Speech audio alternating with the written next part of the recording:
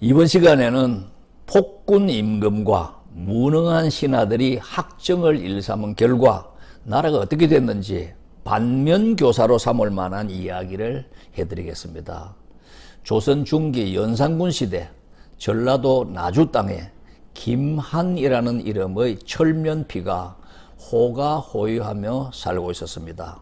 철면피는 얼굴에 철판을 깔아 자기의 죄를 모르는, 부끄러움을 모르는 사람을 뜻하죠. 그리고 호가 호위는 여우가 호랑이의 위엄을 빌려 왕노릇한다는, 요즘 말하는 국정농단을 말합니다. 자, 이 사람은 처녀나 유부녀를 가르지 않고 그저 얼굴만 좀 곱상한 여자면은 수하 잡놈을 시켜 끌고 와서 겁탈하는 것으로 일삼았습니다. 사흘이 멀다 하고 겁탈당한 여자들의 자살이 이어졌습니다.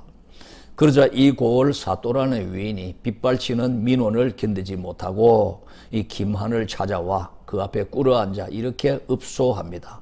어르신, 제발 유부녀만은 말도 채 끝나지 않았는데 보로에 삐딱하게 앉아 긴 담뱃대 장죽을 문 김한이 눈살을 찌푸리며 대갈일성 꾸짖습니다. 건방진 놈, 니놈 일이나 할 것이지 쓸데없는 참견질이냐? 썩어지지 못할까? 그 일로 나주 군수는 김한의 눈밖에 났고 결국 삭탈관직당하고 말았습니다. 자, 그렇다면 도대체 이 김한이란 자가 누구일까요? 당시 연산군에게 총애를 받던 후궁의 큰오빠였던 것입니다. 이번에 다시 박누리라는 신관사또가 부임차 나주고을에 들어섰으나 누구 하나 마중 나오는 아전이 없었습니다. 신관사또의 길을 꺾어놓기 위해서 이 김한이 영접하러 나가는 자는 각오하라 미리 윽박질러 놨기 때문입니다. 신관사또가 동헌에 들어서자 이방이 보따리 하나를 들고 찾아와 아뢰입니다. 사또나리, 아무것도 준비하지 못하신 것 같은데 이거라도 들고 김한 어르신께 먼저 부임 인사부터 가시지요. 박누리 보따리를 걷어차며 고함을 질렀습니다. 여보라, 김한이라는 자를 당장 잡아오랬다. 천하의 김한에게 부임 인사를 가기는커녕 오히려 잡아오라고 호통을 쳤으니 앞으로 닥칠 일이 눈앞에 선하다고 여긴 육방 관속들은 모두 벌벌 떨고만 있었습니다. 내 말이 들리지 않느냐?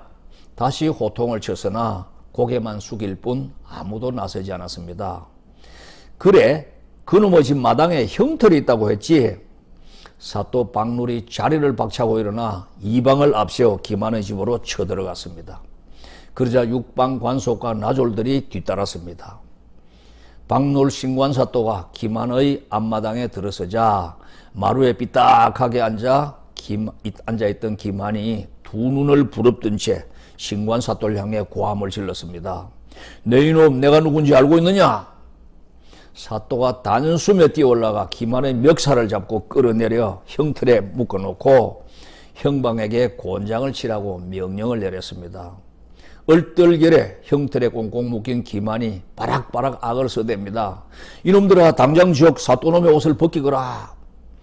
형방이 곤장을 들고 벌벌 떨며 서 있자 사또가 곤장을 빼앗아 떡 맺히듯이 마구 내려쳤습니다. 곤장 20대를 맞고 김한이 바지에 똥을 싼 후 혼절해버렸습니다. 찬물을 퍼부어도 깨어나지 못하다가 그대로 수벌거두고 말았습니다. 악당 김한이 신관사또에게 맞아 죽었다는 소문이 퍼지자 나주고을 백성들은 밤새도록 북치고 장구치며 춤을 추었다고 합니다. 일이 이처럼 크게 벌어지자 그날 밤 육방 관속들이 사또 앞에 엎드리며 애원했습니다.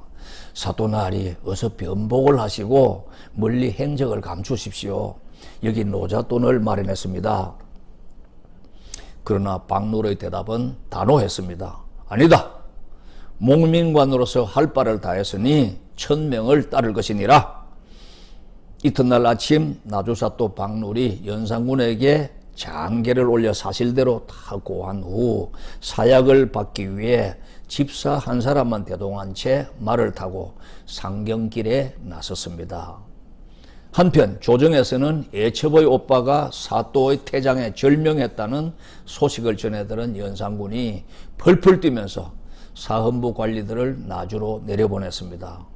그들이 엿새 만에 나주 관하에 도착하여 박노른 어서 나와 사약을 받으라 고함쳤지만 당연히 박노른 그곳에 없었습니다. 가고 오는 길이 엇갈렸던 것이지요. 한편 한양에 도착한 박노른 간발의 차이로 남대문이 닫혀버렸기 때문에 입골하지 못하고 그날 밤 성 밖의 주막에 머물게 됐습니다. 이성에서의 마지막 술잔을 기울이며 평생 데리고 다녔던 집사에게 노잣돈을 주고 작별의 말을 나눕니다. 함께 화를 당할지 모르니 너는 이 돈을 가지고 네 고향으로 내려가거라. 날이 밝으면 나 혼자 조정으로 들어가 사약을 받을 것이니라. 집사가 박노르에게 마지막으로 술 한 잔을 올린 후 큰 절을 하고 말없이 닭똥 같은 눈물만 쭉 흘렸습니다.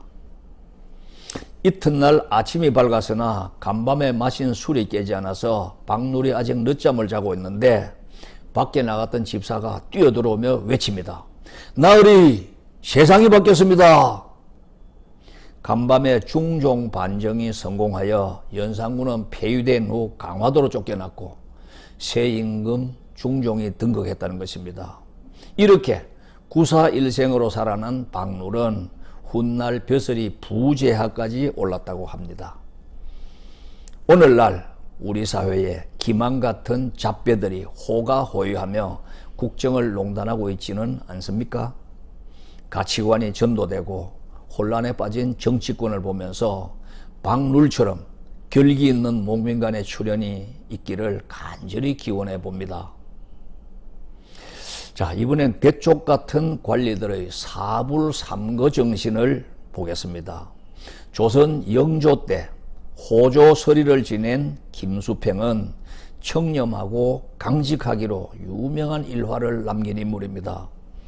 한 번은 직속상관 호조판서가 바둑을 두느라고 공문서 수결을 미루자 김수평이 대청에 올라가서 판서의 바둑판을 확 썰어버렸습니다. 그리고는 마당에 내려와 무릎을 꿇고 이렇게 말합니다. 죗값을 받아 죽어도 좋으니 수결부터 해주십시오. 수결은 문서에 서명하는 것이죠. 그러자 판서도 죄를 묻지 못했다고 합니다. 또 한 번은 김수평이 숙직하던 날 밤 대전 내관이 어명이라며 내탕고에서 10만금을 지불해달라고 요구했습니다.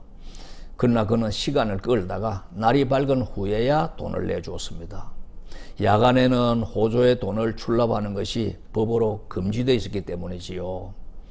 내관이 어명을 소홀히 한 죄로 사형에 처할 일이라고 펄펄 뛰었지만 영조는 오히려 김수평을 기특히 여겼습니다.